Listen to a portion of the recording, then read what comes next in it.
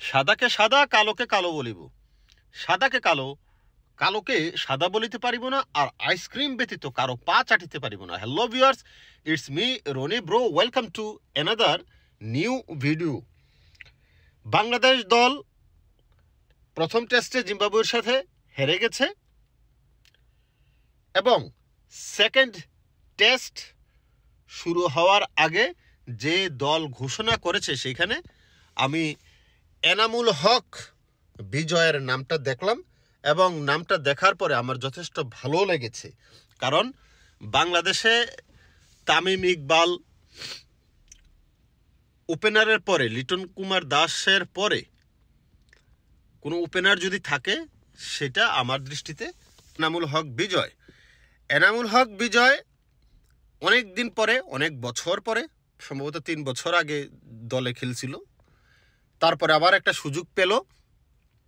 কিন্তু কথা হচ্ছে এই সুযোগটা যেন একটা সুযোগ না দেওয়া হয়, একটা ম্যাচের জন্য না, তাকে মিনিমাম 8-10টা ম্যাচ যেন তাকে দেওয়া হয়। কারণ তার ভিতরে সেই পোটেনশিয়াল আছে, তার ভিতরে সেই স্কিল আছে, সে ভালো করার মতোই প্লেয়ার। বাংলাদেশ ডোমেস্টিকে এনসিএলে তার যথেষ্ট রান আছে, এই পর্যন্ত সে 50টা সেঞ্চুরি করেছে। এখন কথা হচ্ছে তার যে প্রতিভা সেটা আপনি একটা ম্যাচে সে নাও দেখাতে পারে। ক্রিকেট যেহেতু অনিশ্চয়তার খেলা, তাকে সুযোগ দিতে হবে। একবার দলে আনবেন, একবার ছুঁড়ে ফেলবেন, এভাবে করে তার কেরিয়ারটা যেমন নষ্ট হয়, বাংলাদেশও প্রপার ওপেনার খুঁজে পায় না। সবাইকে দেখা যায় 1 ম্যাচ 2 ম্যাচ খেলায়, এভাবে খেলালে হয় না। আর এখন যারা খেলছে তারা ওপেনারের জাতও না, তারা ওপেনারের কোনো জাতে না, বোঝেই না। লাস্ট 15 টেস্ট ম্যাচ শেষ হয়ে গেছে, এখন পর্যন্ত বাংলাদেশের কোনো ওপেনার সেঞ্চুরি করতে পারে নাই। তাহলে আপনি কাদেরকে খেলাচ্ছেন?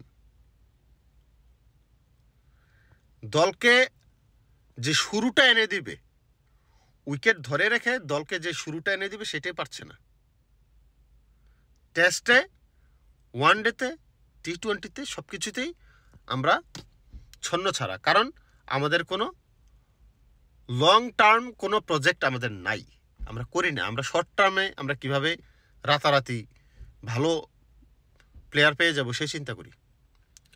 লং টার্মের কথা যদি চিন্তা করতাম তাহলে একজন তামিম ইকবাল খান চলে যাওয়ার পরে আমাদের ওপেনার সংকট হতো না। লিটন কুমার দাস হাতের আঙ্গুলের ইনজুরির কারণে দলে নাই, কিন্তু তার জায়গায় খেলানোর মতো আর কোনো ওপেনার নেই। এটা মানে খুবই দুঃখের কথা। তবে যারাই সুযোগ পাচ্ছে তারা যেন পর্যাপ্ত পরিমাণে সুযোগটা পায়। 1 ম্যাচ 2 ম্যাচ খেলিয়ে কোনোভাবে যদি রান না করতে পারে তাদেরকে যেন বসিয়ে রাখা না হয়। তাকে দলে নিয়েছেন, তার মানে তার যোগ্যতা আছে, তার যে পারফরমেন্স ঘরোয়া লিগগুলোতে সেগুলোর বিচারেই তাকে দলে নিয়েছেন, যে যথেষ্ট পরিমাণে হাইস্ট রান টেকার। আর কি করবে সে? হাইস্ট রান তার। এখন তাকে পর্যাপ্ত সুযোগ দিতে হবে, তাকে সহযোগিতা করতে হবে। তাকে 1 ম্যাচ খেলিয়ে যেন বসিয়ে না দেওয়া হয় রান করতে না পারলে। তাকে অন্তত 8-10টা ম্যাচ সুযোগ দেন। আমি বিশ্বাস করি বাংলাদেশের অন্যতম, তামিম ইকবালের পর অন্যতম সেরা ওপেনার এনামুল হক বিজয়।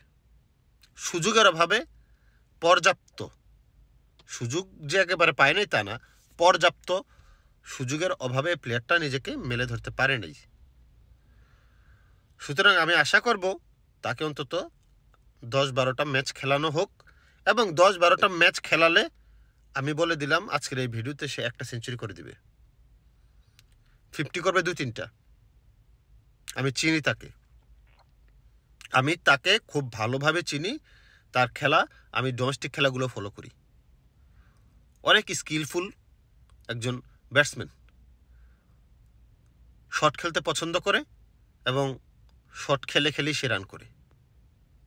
সুযোগ দিতে হবে, 1 ম্যাচ 2 ম্যাচ না, তাকে টানা 10-12টা ম্যাচ খেলান, তাহলে দেখবেন তার থেকে আপনারা আদায় করতে পারবেন সব কিছু। আর 1 ম্যাচ 2 ম্যাচ খেলিয়ে বন্ধ করে দিবেন, রান করতে পারলো না, বাদ, এতে দেশের লস। এনিওয়ে, শুভকামনা রইল এনামুল হক বিজয় সেকেন্ড টেস্টে তাকে যেন শুধুমাত্র স্কোয়াডে না, দলে যেন 15 জনের সদস্য না, দলে যেন মাঠে যেন তাকে খেলানো হয়, দলে যেন তাকে নেওয়া হয়। বেঞ্চ গরম করার জন্য তাকে দলে ডাকার দরকার নেই, তাকে যেন খেলানো হয়, সেই আশাই করব। সেকেন্ড টেস্টের জন্য অগ্রিম শুভেচ্ছা জানিয়ে রাখলাম।